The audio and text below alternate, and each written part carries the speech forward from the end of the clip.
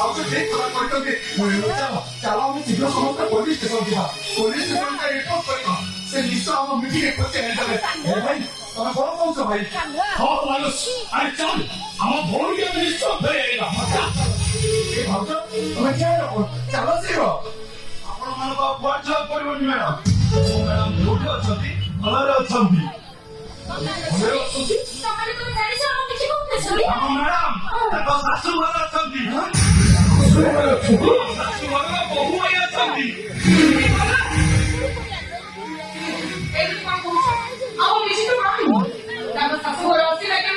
ଯୁଗ ଆଗେଇ ଗଲାଣି ମ୍ୟାଡାମ ଗୋଟେ ଝିଅଟେ ବାହାନ ହେଇକି ଶାଶୁ ଘରର ବୋହୂ ହେଇପାରୁଛି ଗୋଟେ ସ୍ୱାମୀର ସ୍ତ୍ରୀ ହେଇପାରୁଛି ଆଉ ଆମ ମ୍ୟାଡାମ ଆଉ ତ କଥା ଆଗକୁ ଆଗେଇ ଯାଇଥିଲେ ଏମିତି ଗୋଟେ ପରିସ୍ଥିତି ସୃଷ୍ଟି ହେଲା ଯେ ଆପଣ ମାହାକୁ ଗଣ୍ଡ ଚଳେଇ ବାହା ହେବା ପାଇଁ ବାଧ୍ୟ ହେଲେ ଆମ ମ୍ୟାଡାମ ଗର୍ଭବତୀ ଥିଲେ ସେ ସାଙ୍ଗ ଭଉଣୀ ମତେ ଧୋକା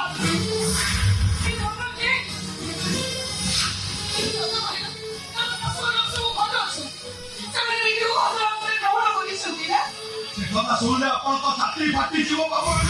ଆମର ବାତ ତ ମାଟି ଫାଟି ଆମ ମିଟ୍ରି ମ୍ୟାଡମଙ୍କ ଶାଶୁ ଘର କଥା ଶୁଣିଲେ ଆପଣଙ୍କ ମୁଣ୍ଡ ଉପରୁ ଆକାଶଟା ଛିଣ୍ଡି ମୋର ସେମିତି କଣ କହୁଛି କାରଣ ମୋ ମିଟ୍ର ଶାଶୁ ଘର ଲୋକ ମୋ ଭଉଣୀ କି ଦିନ ରାତି ମାଡ଼ ମାରୁଛନ୍ତି ଆଜ୍ଞା ସକାଳେ ପୁଅ ମାରୁଛି ତ ରାତିରେ ବାପା ମାରୁଛି ଆଉ ଗୋଟେ କାହାଣୀ ଅଛି ଯେ କଥା ଶୁଣିଲେ ଆପଣ ମାନେ କେହି ଧୈର୍ଯ୍ୟ ଧରିପାରିବେ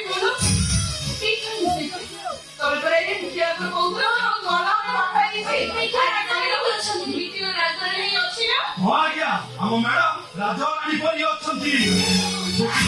ବହୁତ ଏତେ ମୋଟା ମୋଟାର ଗହଣା ପିନ୍ଧୁଛନ୍ତି ହାତ ନାଲି ଗୋଡ ନାଲି ମୁହଁ ବି ନାଲି ଆଉ ସବୁଠୁ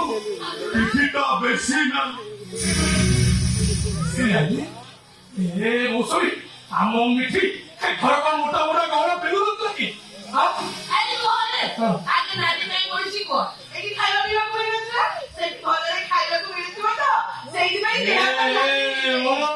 ଯେବେ ବୁଝିଲି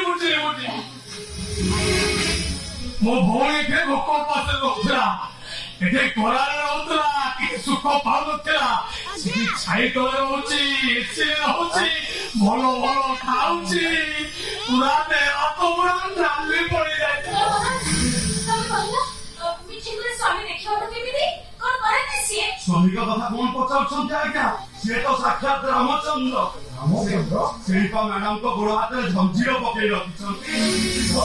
ସହିତ ଏତେ ମୋଟା ମୋଟାର ଗହଣା ପିନ୍ଧେଇଛନ୍ତି ସେଥିପାଇଁ ମ୍ୟାଡାମ ଠିକ ସେ ବସି ପାରୁନାହାନ୍ତି କି ବସିଲେ ଉଠି ପାରୁନାହାନ୍ତି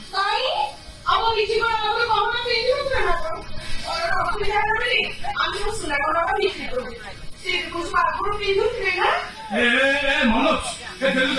ମୋ ମିଠର ଶାଶୁ ଘର ଠିକଣା ମତେ ଆରେ ସକାଳେ ନା କୋଉଠି ଦୂରରେ ଆରେ ତା ସ୍ୱାମୀକି ନଚନ୍ତି ନାହିଁ ତା ଶ୍ୱଶୁରକୁ ମୁଁ ନିଶ୍ଚୟ ଜାଣିଥିବି ଆପଣ ମାନେ ସମସ୍ତେ ଜାଣିଛନ୍ତି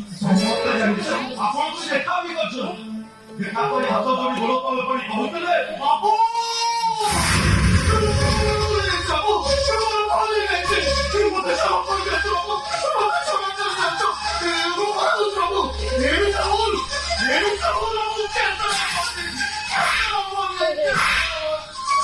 ଆପଣ ଯେତେବେଳେ ଧକ୍କା ମାରି ବାହାରକୁ ବାହାର କରିଦେଲେ ପୋଲିସ ଟାଣି ଟାଣି ନେଇ ଯାଉଥିଲା ସେତେବେଳେ କହୁଥିଲେ ବାବୁ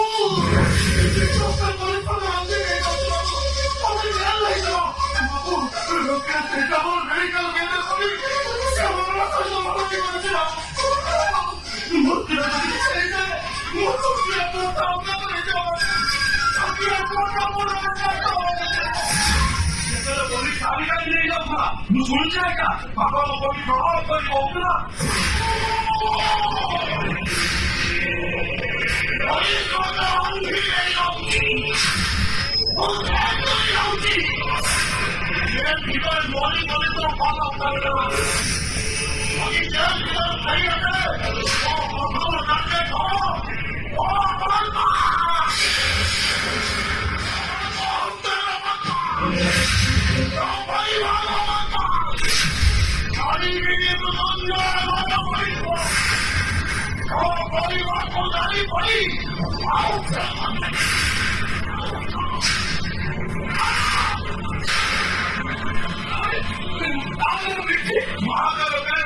ମନ୍ଦିର ପାଇଁ ଫ୍ରି ହେଇଛି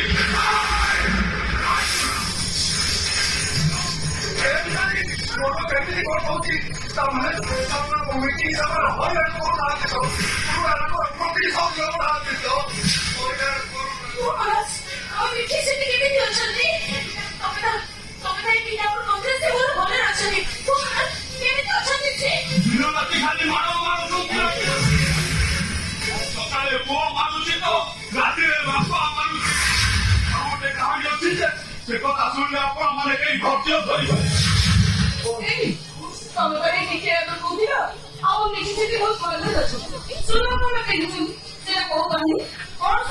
କୁକୁର ବନ୍ଧା ଅଛି